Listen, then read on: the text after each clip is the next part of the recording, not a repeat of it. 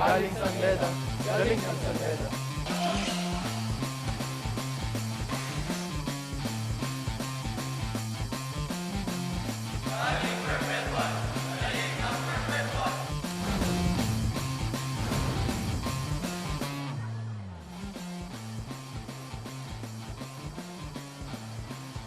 College basketball is back at the Phil Oil Flying V Center dito po sa lungsod ng San Juan. At pagkatapos ng dalawang napakainit na laban, ngayon naman pupunta tayo sa ating pangatlong bakbakan dito sa Season 94 ng NCAA kung saan maghaharap ang host school ng ating torneo, ang University of Perpetual Health System Dalta Altas at ang isang kupunan na nagnanais na magpakitang gila sa unang pagkakataon dito sa ating panibagong kompetisyon, ang Colegio de San Juan de Letran Knights. Ang lahat ng ito ay napapanood ng live sa SNA, sa Liga, all over the world via the Filipino channel at napapanood din po tayo on the #1 sports website in the country, sports.abs-CBN.com. Mabuhay Pilipinas! Ako po ang inyong lingkod, Anton Rojas, kasama ang ating nag-iisang strength and conditioning coach mula sa Philippine Sports Commission at miyembro ng ating SNA broadcast team, Coach Hammer, Martin Antonio. Magandang hapon, Anton. Medyo maulan sa labas. Titignan natin kung dito sa loob magiging maulan din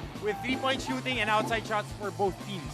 Alam mo, Marts, sobrang saya mag-cover ng laro sa Mall Arena.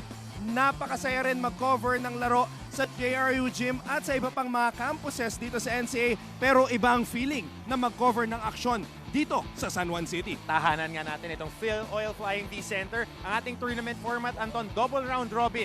Each team would be playing one another twice. The top two teams will be having a twice-to-beat advantage. Number 3 and number 4, kailangan lang talunin ng 2 beses ang kanilang makakatapat. And of course, a best of 3 finals pagdating sa kampyonato. Doon natin malalaman kung sino ang maghahari sa NCAA. Well said, partner. Noong Sabado, nauna nang naglabas ng galing ang University of Perpetual Health sa pangunguna ng kanilang bagong coach, the comebacking Frank Lim, who is back in the NCAA after 7 years. Kaya lang hindi sila pinalad kontra sa 2-time defending champions as they lost 67-65. Pagkamat natalo ang kupunan ni Coach Frankie, marami namang nagpakitang gilas katulad na lamang nitong transferee mula sa University of the East na si Edgar Charcos. Anton, nakita natin on the stats, perimeter scoring 39 kontra 17 against the defending champions. Edgar Charcos, 14 na puntos, 7 assists, 2 steals. Ang mabigat pa doon, 5 3-point shots. Ito ang aantabayanan natin dahil Coach Frankie likes that up-tempo basketball, outside shooting, helter-skelter defensive style of play. Maaantabayanan natin kung ganun nga ang magdadala sa kanila ngayong season na ito. Tignan natin kung mas titindi pa ang pag-atake ni Edgar Charcos sa basket, knowing na makakalaban nila one of the most physical teams historically dito sa NCAA. I'm talking about the Colegio de San Juan de Letran Knights. At eto na, si Coach Jeff Napa. Ang scouting report sa kanyang kupunan this year, big boys, maraming mga bagong malalaki. Itong si Coach Jeff Napa, mas malalim na kupunan, handang makipagsagupaan dito sa Season 94. Pero tatandaan natin, Anton, ang kanilang first night last year, Rain ng Batak, their #1 scorer, top 5 in our league. Almost 16 points last year, almost 9 boards ang mawawala sa kanila. And that clutch, pagdating sa endgame, yun yung aantabayanan natin. Pero ngayon, JP Calvo, etong si Geo Ambohot at si Bong Quinto, sila na ang mag-aangat ng laro para dagdagan yung kanilang atake. Alam mo, Martin, excited na ang Letran Knights. Nakausap ko kanina si JP Calvo. They are ready na ilabas ang kanilang galing dito sa Season 94 at ang ating bagong kasama at courtside, handa na rin ilabas ang kanyang galing ngayong Biyernes. So let's all welcome to our coverage and our broadcast team, Chase Orozco. Welcome, Chase, and good afternoon to you. Hi, Anton and Coach Hammer. I am so thrilled and excited para sa araw na to kung saan maglalaban ang Letran Knights at ang Perpetual Altas. Pero alam nyo, mas sigurado ako na excited ang mga kapamilya natin dito sa loob ng Phil Oil Arena at syempre sa mga kapamilya natin na nanonood sa kani-kanilang mga tahanan. Kaya naman, kung meron kayong comments, questions, tweets, photos para sa game natin ngayong araw, huwag niyong kalimutan gamitin ang ating official hashtag NCAA Season 94 at ang ating official hashtag for the season, hashtag Galing NCAA. Anton and Coach Hammer. Thank you very much, Chase. Welcome once again to the broadcast team and we will get back to you later on. So ayan, nasabi na ni Chase ang ating hashtag for today. It's hashtag Galing NCAA and hashtag NCAA Season 94. Subukan natin ipatrending yan dito sa ating pangatlong laban on this Friday. So Coach Hammer, handa na ang mga estudyante? Handa ka na ba? Let's get down to business and back into the action. Like you always say, just like old times, partner. Sa aming pagbabalik, it is Letran versus Perpetual dito sa Season 94 ng NCAA as we strive to reach unparalleled heights in sports development dito sa Season 94.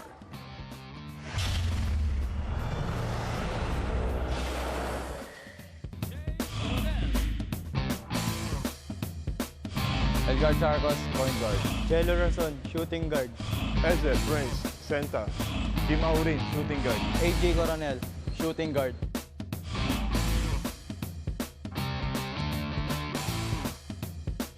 JP Calvo, point guard. Jeric Balanza, guard. Larry Muyang, center. Christian Parito, power forward. Bong Quinto, forward.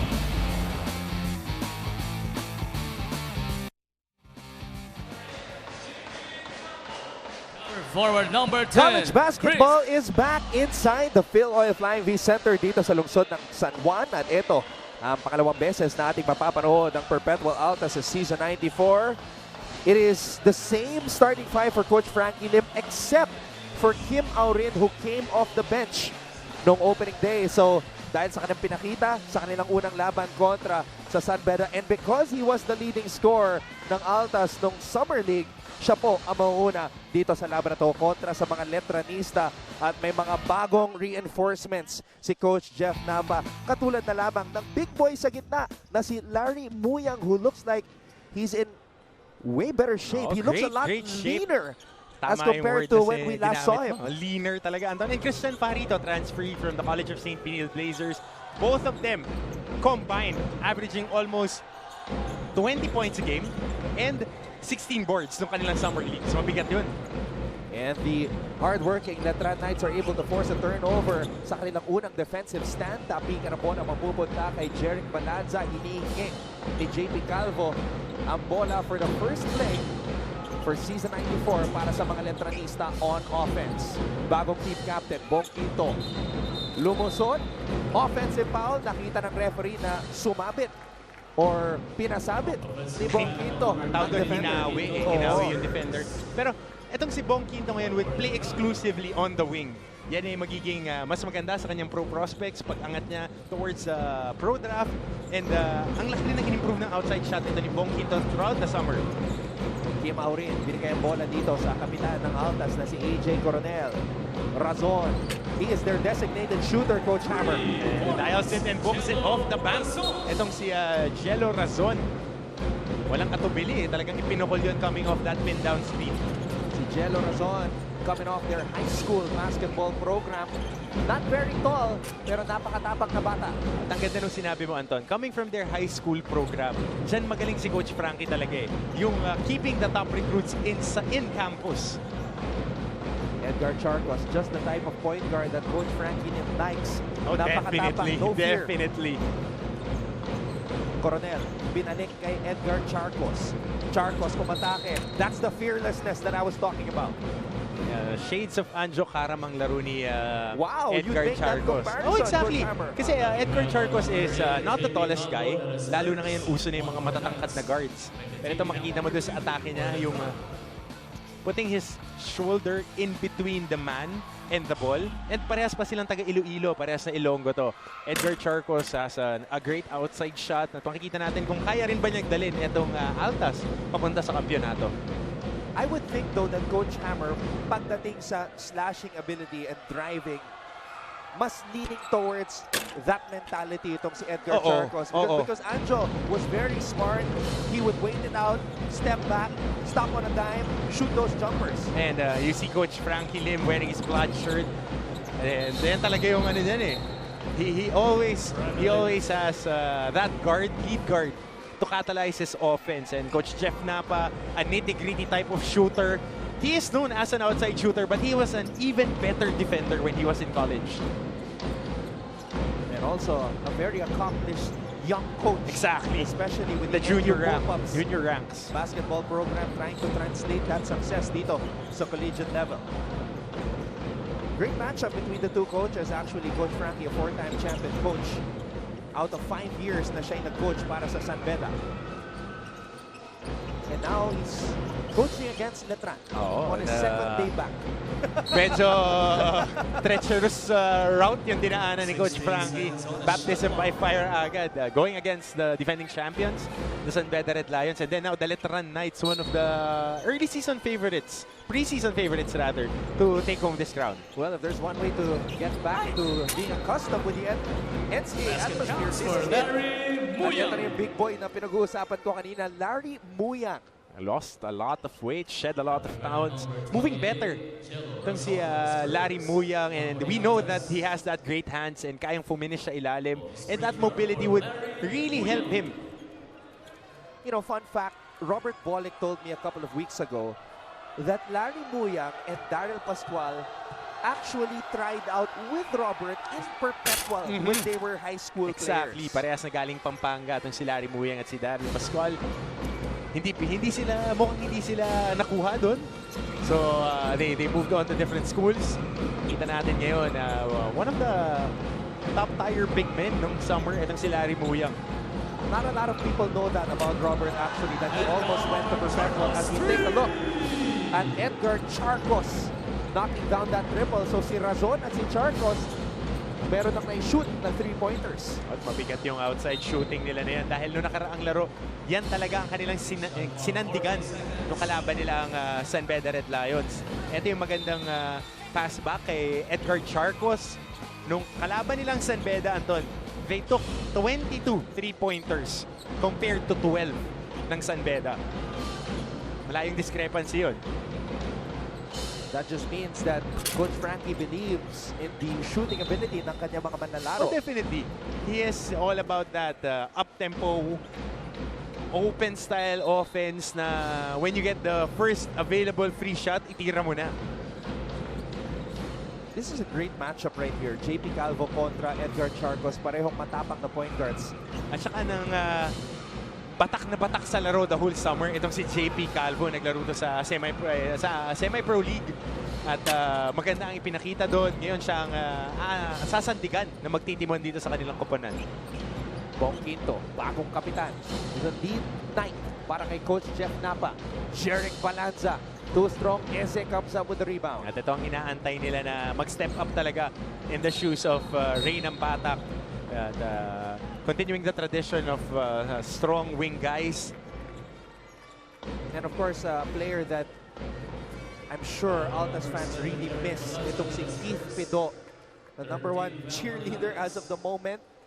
As unfortunately, he suffered an ankle injury. He would gladly trade that aircast for some fresh sneakers to be able to play under Coach Frankie Lim. Dahil yan yung type ni Coach Frankie ng 2-guard. Maliliit na magagaling dumipensa.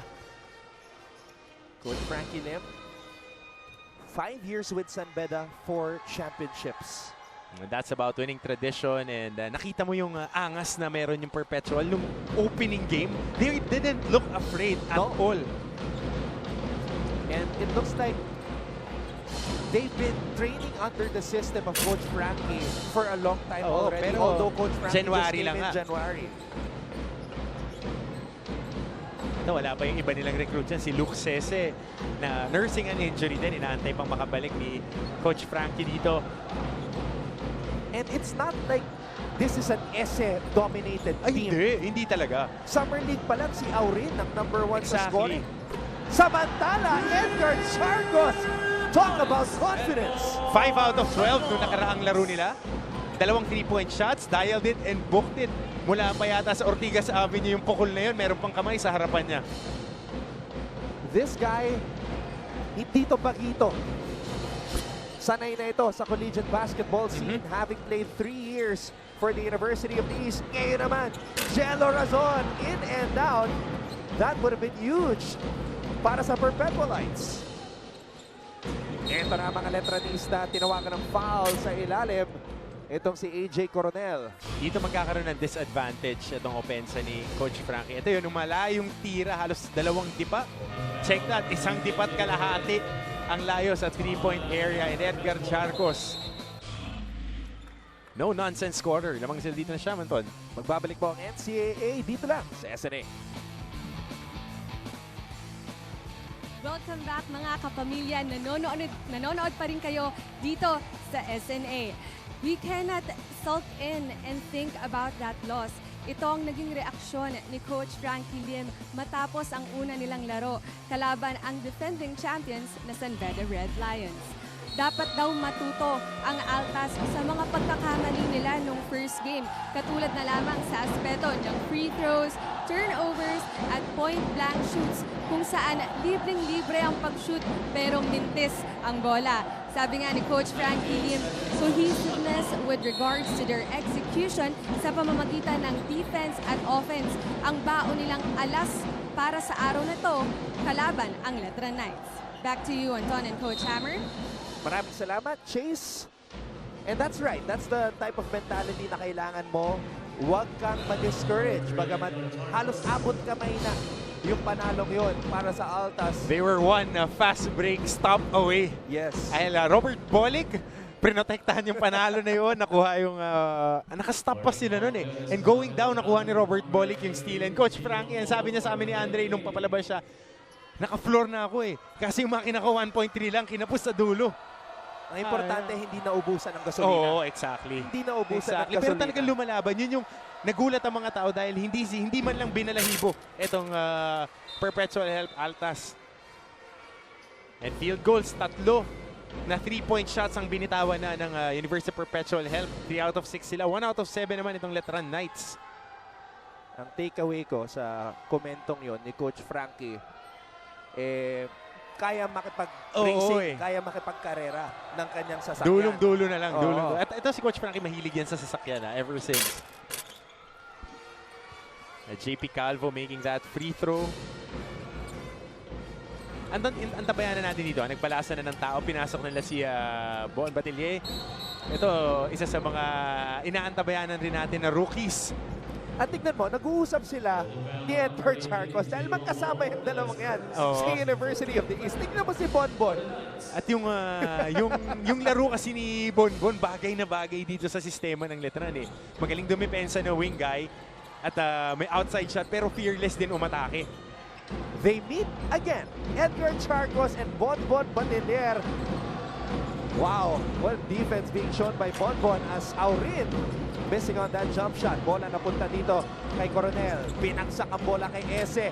Prince Eze. Ganda ng pihit sa baseline. Drop step. Ginamitan ng length using the board.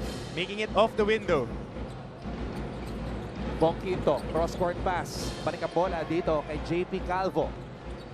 14-5 ang ating talaan. Calvo, binigay kay Buyang.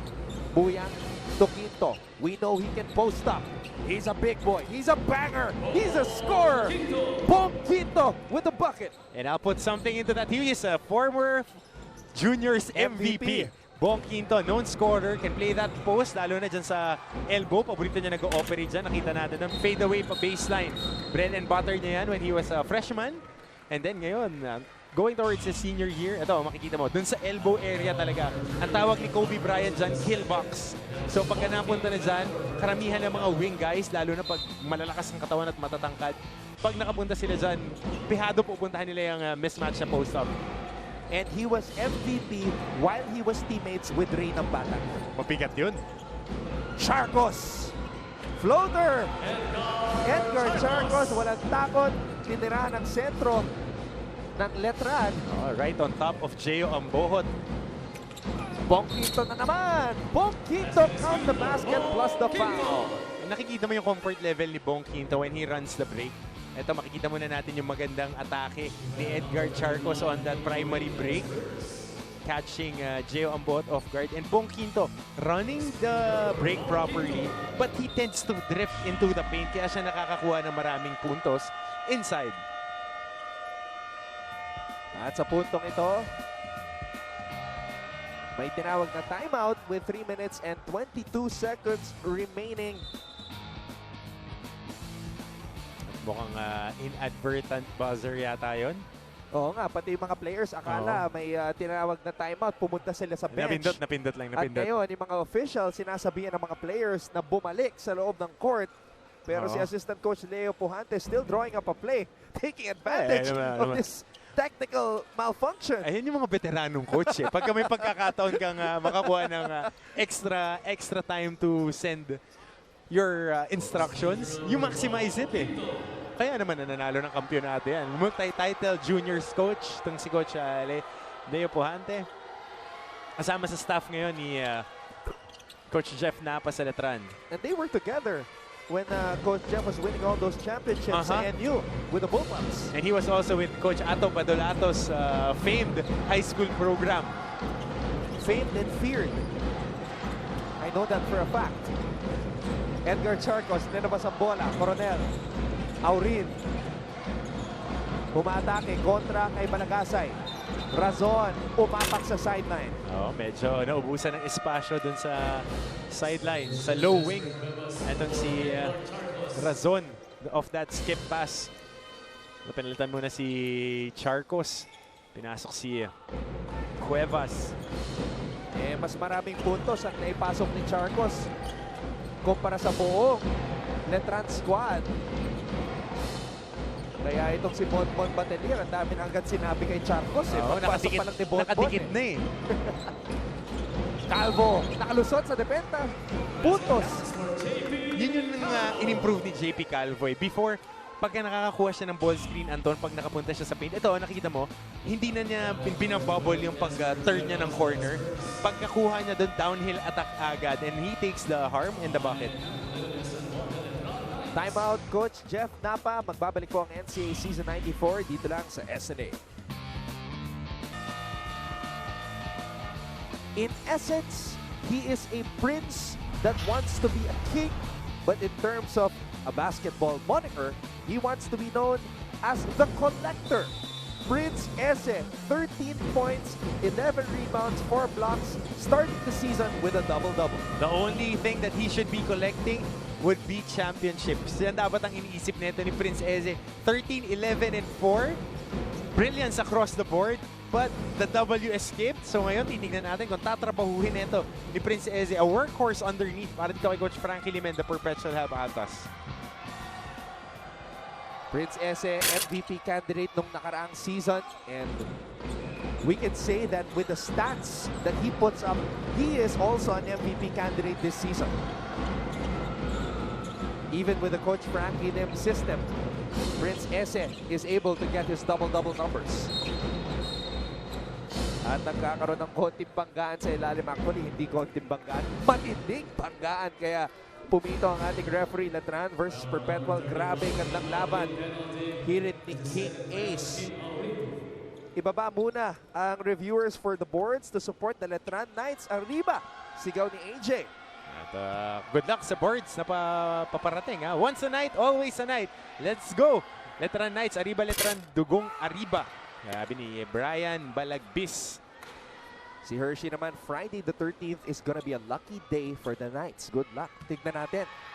Pero alam mo, Coach Hammer, once a Perpetualite, always a Perpetualite. Nakatutok ngayon ang dating power forward and top scorer, top rebounder ng Altas na si Rafi Inyon. Ako! Remember that Naging guy? kakampi ko pa to si Rafi. Rafi, kamusta na? Naging magkasama kami under Coach Topex Robinson for one conference in the amateur leagues. Rafi, a very good player, lefty. Hefty lefty bago pa nagkaroon ng... Totoo. Jason Perkins. A hefty lefty na mobile. Oo. Samantala, AJ Coronel is able to knock down the triple. At ito yung stabilizer ni Coach Frankie. Ever since he is included in this roster nung freshman year na, yan na talaga ang role niya, stabilizer, glue guy, si AJ Coronel. Calvo. Hinihingi ni Quinto ang bola. Calvo gets it back from Quinto. JP Calvo knocks down a triple. Ang range dati ni JP Calvo is that elbow and free throw line. Ngayon, in-extend na niya to the outside. Magandang bitaw niya doon. AJ Coronel. This is that familiar motion offense ni Coach Frankie Lim. Tapi ka ng bola. Eze was boxed out. Gallardo was there. trying to put it up and in. Eh, may kita mo, Coach Hammer, marami mga batang manlalaro dito sa kubunan ni Coach Frankie Lim, gaya na lamang ni Gallardo and Cuevas. As far as I know, 4 na players lang ang na-retain from last year. I think it's Anton Tamayo, AJ Coronel, Prince Eze, and Keith Pido. Silang 4 na lang yung natitira dito sa roster nila from last year. At sa kasamang palad, na-injure pa si Keith Pido. And athletic director Sammy Akailar, who's also the volleyball coach of the men's Perpetual team, is on the bench right now. Of course. And I did not notice that on opening day, Coach Hammer. Oo, yan ang... He's a true legend. Legend talaga yan. Tsaka hindi madiin mag-coach yan. Nakakwentuhan kaya isang beses, Anton, when they were preparing for the Southeast Asian Games last year. Sabi niya talaga yung kultura is very important, lalo na sa mga bagong teams, as you see him on screens. At dahil sa 12-3 run ng Letran, tabla na po tayo 19 all. And you will head to the 9 for 2. You looks like a young Bonbon Batinier. Oo. At alam mo, nakalaro ko pa to sa mga summer leagues. Itong si Fran Yu, very athletic, gifted scorer, can shoot. Played for the junior national team din natin, and a very, very gifted ball handler and scorer. Mabilis eh, may burst of speed. Itong si Fran Yu. So you have the real Bonbon Batinier, and you have Bonbon Batinier Light. At magkasama rin niya noon sa Red Warriors nung sila yung naglalaro. Very promising, malalim tong roster ni Coach Jeff Napa. Ito si Agbong pa, pinasok niya ako. Isa sa mga impressive na freshman nila, naglaro sa Adamson High School. At lumamang na po sa unang pagkakataon ang mga Letranista. Perpetual was up by as many as 9 early on. Here's Bonbon Batinier. Bonbon Batinier nabitawan ang bola. Sa patamain ni Gio Ambohot sa isang taga-Perpetual Health yung bola, pero hindi tumama. Sa turnover yan para sa Letran Knights. Parang hindi pa masyadong komportable si Bonbon sa Knights jersey. Oo. And let's see. Kumakabawi siya dito. Batinier, binigay kay Yu. Fran Yu. And ito na yung energy na binibigay sa ng bench eh. Letran can play 12 guys na hindi bababa yung intensity nila, and they are sustaining this 16-3 run. Kinuha na nga nila itong lamang. Gallardo handing it off. Coming off the screen is Cuevas looking for AJ Coronel. Canoy umatake, pinasa kay Gallardo. Yun yung mga importante, yung mga rotation guys mo nagbibigay ng konting ambag. Dahil last year, Anton, dead last when it comes to bench scoring, itong Perpetual Help Altas. It was a good start for the Altas. They led by 9 points. Pero biglang nagpakawala ng 12-3 run. Or biglang nagpakawala ng 12-3 run. Ang Colegio de San Juan de Letran sa panguna. Ibon Quinto at JP Calvo, ang kanilang mga veterano. The collector collecting the basket after that familiar baseline move. At syempre, ang nauna pagdating sa scoring ng iba would be si Edgar Charcos.